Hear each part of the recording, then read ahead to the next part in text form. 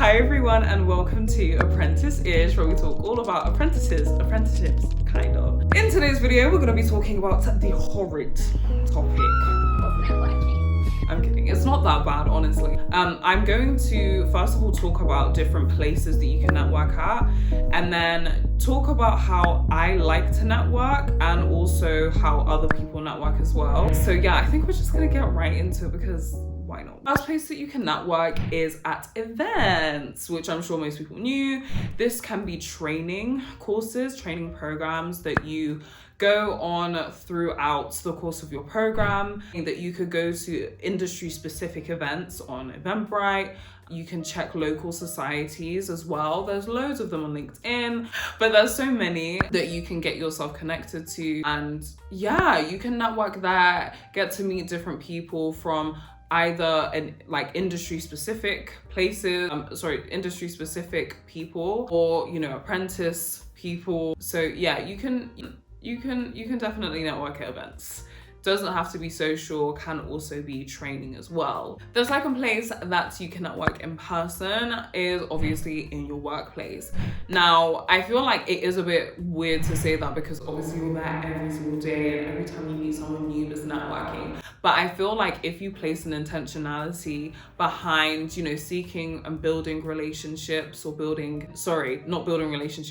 connections, and I do that for my own reasons and I'll explain later, but building connections in the workplace, obviously that doesn't mean that you're gonna go to their wedding and meet their first child, it's not that deep. But or just building up relationships within the workplace in a professional capacity, of course, and maybe you can throw behind that some kind of intentionality, like maybe there is another department that you're interested in and they hold internal events that you could go to. You're bound to meet somebody that you've never encountered before. Of course, unless you work in a smaller company, then 9 times out of 10, they will themselves be going to other networking events, as I've just mentioned. So the third place that you can, which I've kind of already touched on, network in person, is through joining a society or a network. So I already spoke about the Black Apprentice network. There's also the Black Solicitors network. There's also the Law Society. There's loads of places that you can connect with other people. And so I just wanted to say that there are a lot of places and a lot of people that you can meet through joining a society or a network. And society doesn't even just mean going out somewhere. It could literally also be within the university. 9 times out of 10, they will have a society. Could be debating, could be archery. That was one that I wanted to go to when I was a full-time uni student. I was studying at the same time, but not doing a degree apprenticeship. That was interesting. I never went because the time that I did want to go, I think it was I don't know, why didn't I go? It was just always raining. There's loads of societies that you can find within university, but also within the wider network of life and human existence. I probably already touched on, or that you're already aware of, we're gonna move on to the online side of networking. So the main one obviously is going to be LinkedIn. I don't really want to talk about LinkedIn too much. I don't know how I feel about the platform. It's a very interesting platform and I think there's a lot of thoughts-provoking information on there. But then there's another side to it that's, I don't know, it's just so, I move. It is what it is. So LinkedIn, there is power in posting. So that's sharing information, industry secrets that, maybe someone outside of your industry might not be aware of. I always encourage people with wisdom, of course, to post things on social media, because on LinkedIn specifically, because it's written stuff and it's far easier to, well, maybe not for everyone, but it's a lot easier to get all of your thoughts down and, edit, re-edit, and then put that out there and for the general public too. But it's not just about DMs. It's not just about, posting things and coming off of the app. I think there is a beauty in commenting. There's a huge beauty in messaging people, and that's where I'll go into in a sec. But for the most part, LinkedIn is, in terms of networking, is going to be an online thing and click and connect on someone else's profile. I call this next section online networking. So just other social media apps that maybe people might not traditionally think are a great place for networking. TikTok, Instagram, X, JL, formerly known as Twitter. Even Snapchat, to be honest. There's a lot of influencer marketing on there, and also apprentices that are on Snapchat as well. So yeah, I think also just like, don't think that you can only network just on LinkedIn. There are definitely other places that you can connect to people on. And finally, I think I'm gonna say like the outer edge of people's knowledge when it comes to online networking. LinkedIn and other social media platforms are not the only places that you can find places to meet people or societies or networks. You can find local networking events and online networking events in person, and you can find different kinds of networking events in English on websites such as meet.com, rise.com. There's also, Eventbrite. There's loads of different places where you can yourselves find different events and groups online. So yeah, I just wanted to put a few things out there as to where you can network. The next part of this video I haven't actually planned, but I do really want to talk about how to network with people. Now, when you're at an in-person event, it can be so tempting to literally just and literally not talk to anybody. It's super easy and very comforting to only speak to the person that you came with. It's very simple to just kind of like hide in the corner and like hang around the food area and just not talk to anyone. Now, if that's what you want to do, that's fine. There are some networking events that I go to and I don't have any intention of networking with people. I don't want to talk to you, I just want to be here. I want to sit, I want to take in the information, and that's just how I am as a person. I'm not trying to talk to everyone all the time. I'm sending you all my love though. I'm sending you all my love. Like, I will literally just stand there and just watch outside. However, there's also a time and a place for that. And so I think there definitely is a beauty in being able to interact with the people around you. If you go to a networking event, or if you go to any event with the intention of networking, I think there is definitely a beauty in being able to start a conversation. Now, that's super awkward. It can be really awkward because you don't know who you're going to interact with. But I tend to go there, depending on the event, with a bank of questions like in my head. I think I've done this often enough, so I don't need to write them down, but maybe it's good for you to memorize. If you are going to an apprentice event, the typical questions that you could ask: what apprenticeship do you do? How long is it? What company do you work with? How are you finding it? How far into the program are you? Not what challenges are you facing, but what do you want to do after your apprenticeship? These are very generic questions that you could pretty much ask anyone, and that is coming off of other places that you go to where they're not going to be apprentices. And sometimes you're actually at a networking event where everyone is significantly older than you, or you don't have the similarities of someone who is an apprentice.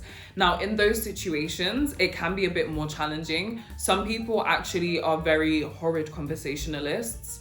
Now, what I tend to find is it is 1,000 times easier to maintain a conversation when you're asking them questions about themselves while simultaneously weaving in some facts about you. So I remember a networking event that I went to, and there was someone that I was with, and I think someone was talking about their trip to India recently. Now, I have never in my life stepped foot in the land of India. Jamais. I've never done it. Looks very pretty. There's a lot there to explore and, investigate, but it's not something that I've ever been to. So the person was like, yeah, I just came back from India, They were talking about their trip to India. Now, there's two ways that the conversation could have gone. I mean, there's more than two ways, but I'm summarizing for the sake of simplicity. Either I could have been like, oh, that's really interesting, and then try to redirect the conversation into something that, just feel more comfortable talking about. Or how about you could just take a position of someone that's so of someone who wants to learn. And I always find that it's conversations with someone that you've never met before. It's honestly a pleasure to listen more than I speak. I really enjoy listening to people's stories and, all that kind of stuff. So honestly, just asking about, oh my gosh, I've never been to India before. What were the main spots that you went to? And then, as they talk about their different trips to their area or wherever they went, the different landmarks that they visited, then you can weave in their experience. Maybe they went to a museum there, and maybe you could talk about, oh my gosh, I went to a museum and somewhere else, and this was my experience. What was the biggest thing there? What was the most memorable thing there that you saw? Something like that. It doesn't need to be a thing where, you're trying to do too much, but just talking about something that the other person is interested in tends to be very helpful. I think one of the things that some people find really challenging is starting a conversation. It can be really overwhelming to go to a networking event where there's maybe 50 to 100 people, especially if you're new to networking. When I first was starting out in my networking journey, my first step every time I survey the room, I would then go to the bathroom and pump myself up. I would literally encourage myself and be like, this is gonna be so fun. I would pray, and then I'm going back out there. And when I go back out there, my phone is in my bag, or it's in my pocket. I'm not bringing my phone out. And I would rather stand there uncomfortably, because that will force me to speak to someone, than to just stand there and be on my phone. Now, it is really easy to be on your phone, as I just mentioned, but literally just going over to someone and be like, what do you do? How did you get here? How do you know this person? What kind of work do you do? I think, talking about work tends to be the step one for most people in most places. But then, feel free to range off into different topics that seems more natural as the conversation goes on. But a simple hello, hi, what's your name? My name is so-and-so. That's a lovely name. Thank you. What does it mean? Look at that. I started a whole conversation with myself. Anyway, so yeah, that's just saying hello and then questioning how they came to know about this event. How did they get here? Their travels, all that kind of stuff. That is a very simple way to just open a conversation in networking. Now, the third part of the video is kind of how I prefer to network.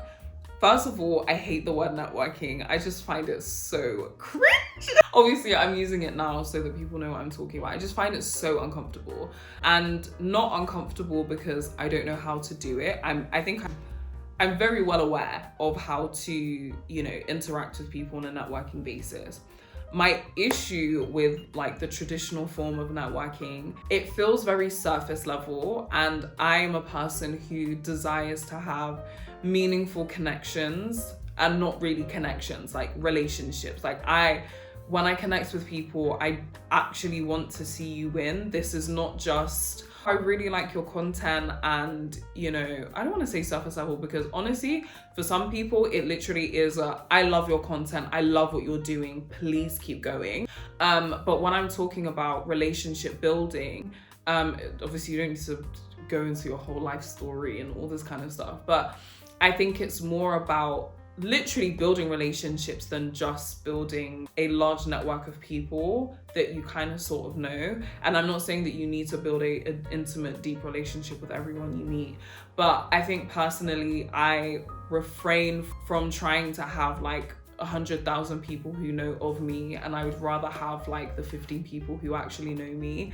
If you come over to me, I hope, if I meet you in person, I hope you'll come to find that I'm genuinely interested in the kind of person that you are, and that I actually want to know about you and not just what you can do for me and how you can benefit me, which sometimes can be the narrative when you get to a networking event. Now, and in any sphere that you take space up in, there is likely going to be an element of, very surface level interactions. It's a necessary part of life. But I do also think that there is a beauty in, not just posting on LinkedIn, but actually messaging someone and saying, how awesome they're doing and asking questions. I think I can pretty much I don't want to say I can tell, but like there are some people who don't like to build those meaningful relationships, and that's completely fine. You can probably tell like within the first interaction, so that's okay. But for me, how I like to interact is I literally want to see you win, and as we're talking, I'm trying to think of how I can help you further. But if that isn't the case, then c'est la vie, that's okay. But yeah, I like people, and I care about how I can help somebody else. And I think you interact with people differently when you have that mindset versus, this person's the head of this thing and they're the CEO of that, and how can they help me, or what can I get from them, or how can it's very take. Whereas, I don't know, guys, honestly, I just want to see everybody win, and there is genuinely space for a lot of people to win in whatever sphere of life that they're created and, desire to live through and in. So I just think there's space for everyone. And there's a beauty in building a mutually beneficial relationship, and not just how can I snatch something from you, or what do you have that I want, or you're in a position of influence. How can I take? Anyway, that's just my own 2 cents on networking, how to network, a couple tips here and there. So I hope you have found that interesting, and yeah, I'll see you in the next video.